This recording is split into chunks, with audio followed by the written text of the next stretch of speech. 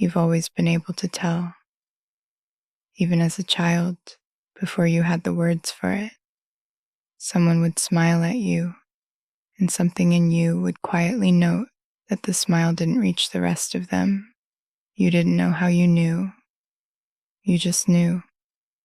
And for a long time, you thought everyone could do this. You thought everyone noticed the small crack in the voice, the split second where the eyes went somewhere else, the way a person laughs a little too loudly when they're trying to convince themselves they're fine. It took years to realize that most people don't see it, or they see it and let it go. You can't let it go. This is what I want to talk about tonight.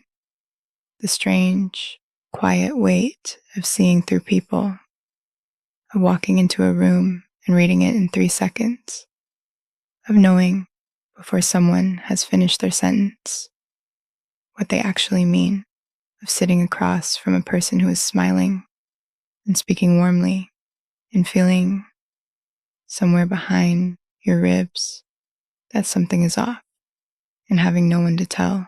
Because how do you explain that to someone?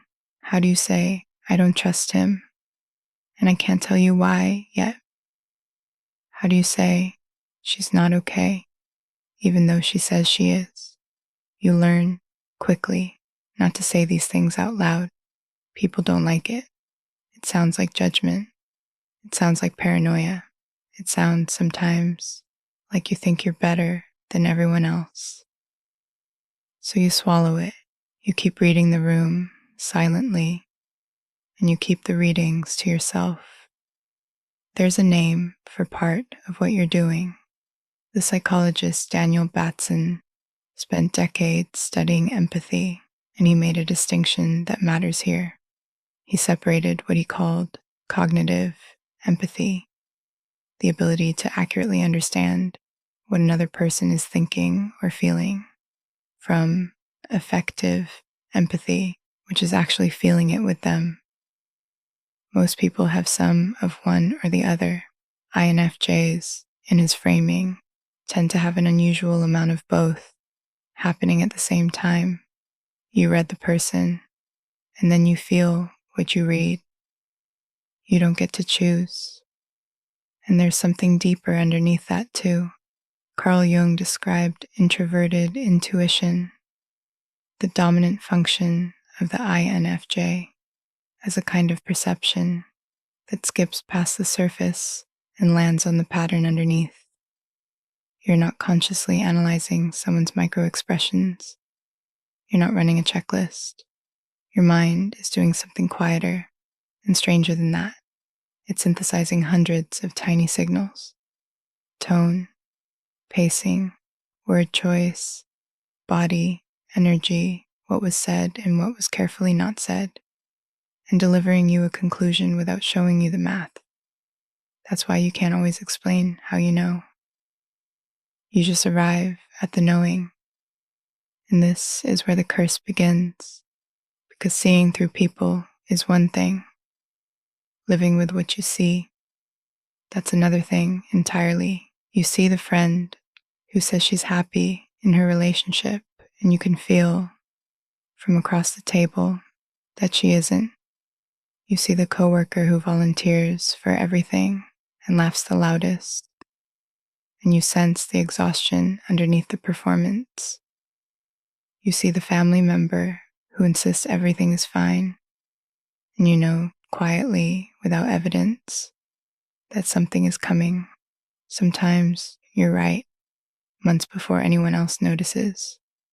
Sometimes you're right, years before, and no one thanks you for it, because you rarely say it out loud. And when you do, and you turn out to be right, people don't remember that you saw it first. They just remember that you were the one who made them uncomfortable by noticing. There's another layer to this that most people don't talk about. Seeing through masks also means you see the mask and the person wearing it at the same time. You see the front they're putting up, and you see the tender, tired, frightened human underneath the front. and your heart goes to the human, even when the front is unkind, even when the front is hurting you. This is why INFJs stay in situations longer than they should. It's not weakness. It's not lack of boundaries. It's that you can see the wounded child inside the difficult adult, and it feels cruel to leave them. You keep hoping the person you can see underneath will one day come to the surface. Sometimes they do, often they don't. And you're left holding the weight of having seen someone who never fully arrived. That's not naivete. That's the cost of a certain kind of vision. Now, I want to be careful here because there's a version of this idea that becomes arrogant. The version that says, I can read everyone perfectly and I'm always right. That's not true, and it's not what I mean. Introverted intuition is powerful, but it's not infallible. It picks up patterns from your past. It projects. It sometimes reads its own fear into a neutral situation. The gift and the distortion come from the same place. So the practice, if there is one, isn't to trust every impression as fact.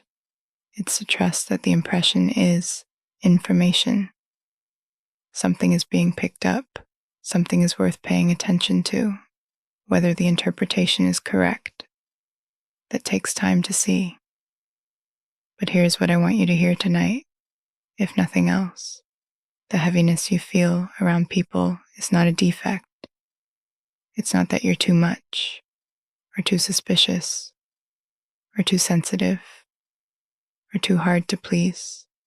Your system is doing something specific. It's reading depth in a world that mostly stays on the surface.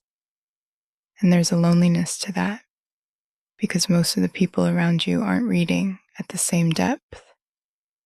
They're not being shallow. They're just differently calibrated. You are picking up a signal they aren't tuned to. That doesn't make you better. It makes you rarer. And rarer things tend to feel lonelier. If you've spent years wondering why you feel drained after seemingly ordinary interactions, this is part of the answer. You weren't in an ordinary interaction. You were in a layered one, silently reading 3 conversations at once. The one being spoken, the one being avoided, and the one happening underneath. Of course, you're tired. And if you've spent years wondering why you sometimes withdraw from people who haven't technically done anything wrong, this might be part of that too. You saw something, you didn't have words for it yet, and your system, wise before your mind caught up, quietly began to step back. You don't have to explain that to anyone. You don't owe anyone the readout. You're allowed to trust the quiet signal without turning it into a case you have to prove. Your seeing is not a curse because you see. It becomes a curse only when you punish yourself for what you see, or when you force yourself to override it to keep the peace. The seeing itself, that's just who you are. It doesn't need fixing. It needs honoring. If any of this feels familiar tonight, you're not alone. Stay a while. There's more here for you whenever you're ready to come back. A quiet place for deep minds.